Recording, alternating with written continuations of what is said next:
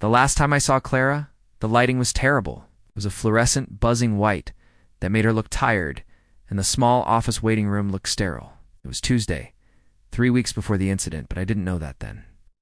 I just knew I was late for a dental appointment, and we were still irritated with each other. Our disagreement had been foolish, rooted in a misplaced library book and a misunderstanding about who needed it more. It was the kind of petty argument that only people who care too much indulge in. I remember the way she tapped her foot against the tiled floor, the silence between us feeling heavy and manufactured. I should have told her that the library book didn't matter. I should have told her that nothing mattered except the precise shade of gray in her eyes when she was annoyed. But I didn't. I just stood there, clutching a worn magazine and waiting for the receptionist to call my name.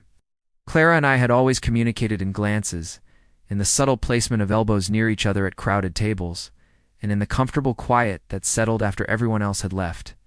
We were masters of the almost moment, the perfect opening statement that never quite made it past the throat.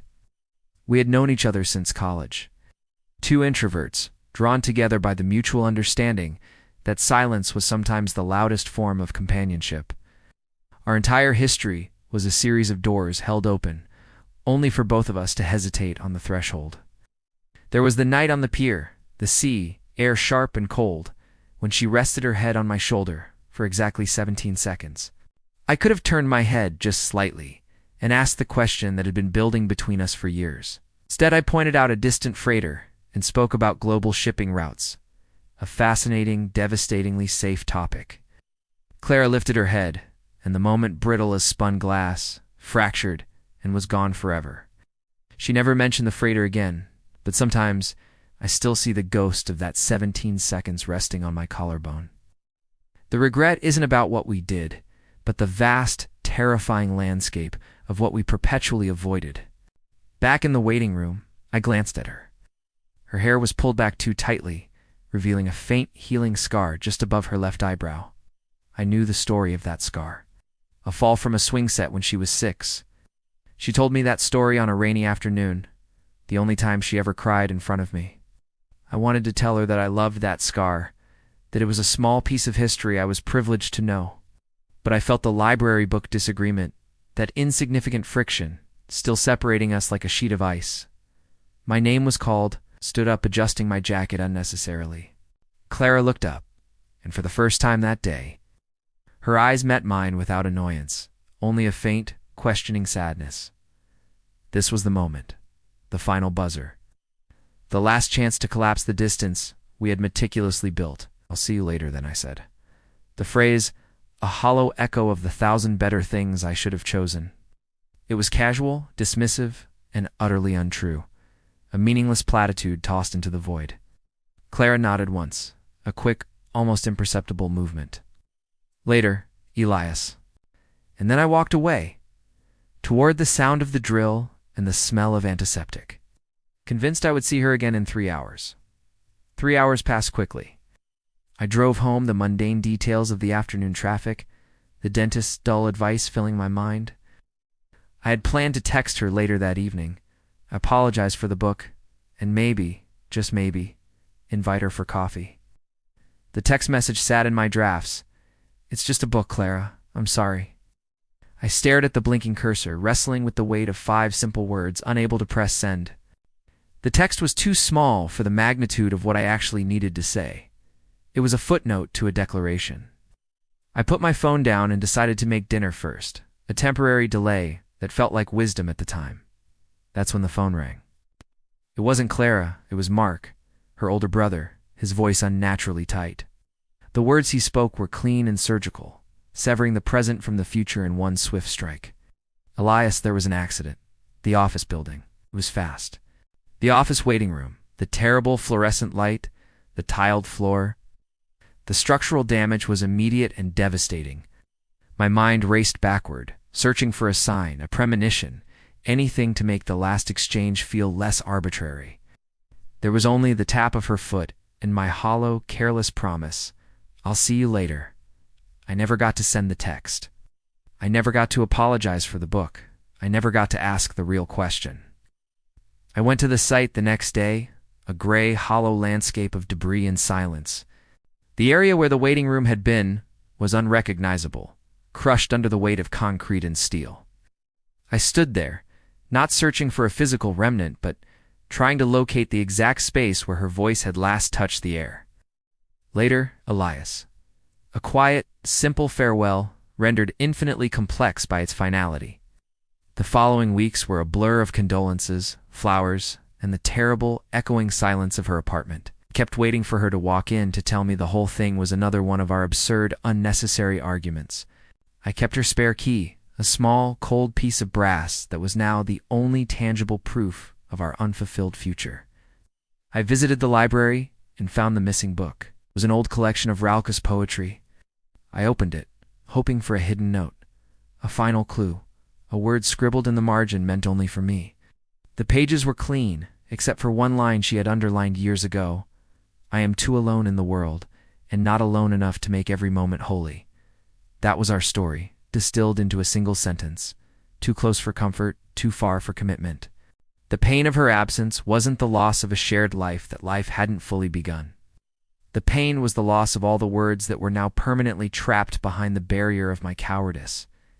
The lingering regret became my companion, a heavy cloak woven from silence and mischances. I started seeing our unspoken language everywhere, the way couples held hands too tightly, the hurried, desperate goodbyes at train stations. I saw myself in every person who looked away instead of looking deeper. I remembered the night we drove aimlessly until dawn, talking about everything and nothing, avoiding the core truth. I could have reached across the console, stopped the car, and just told her everything.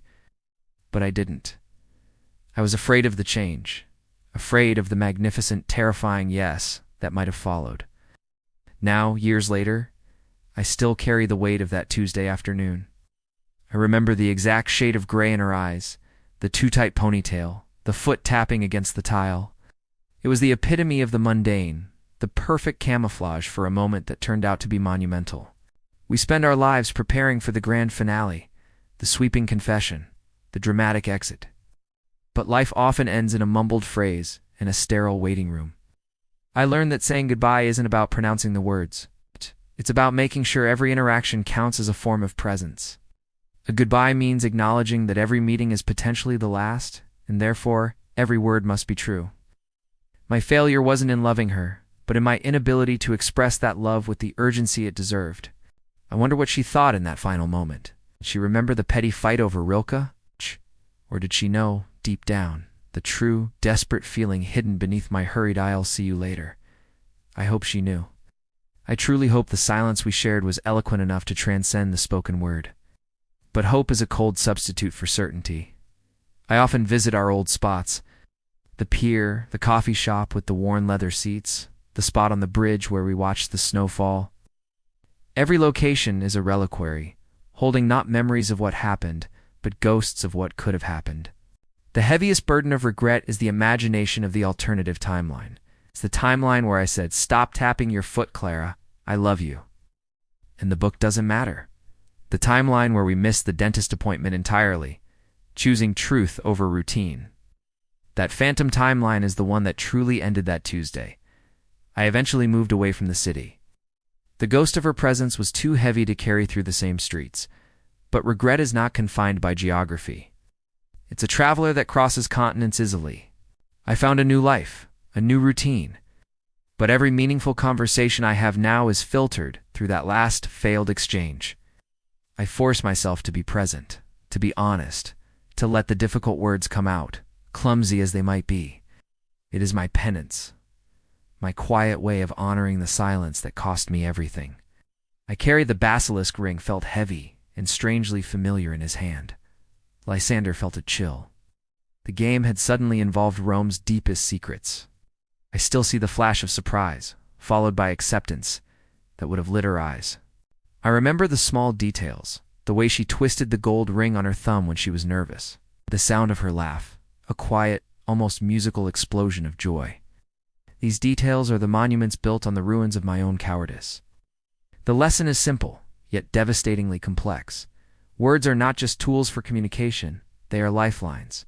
The unsaid word doesn't vanish.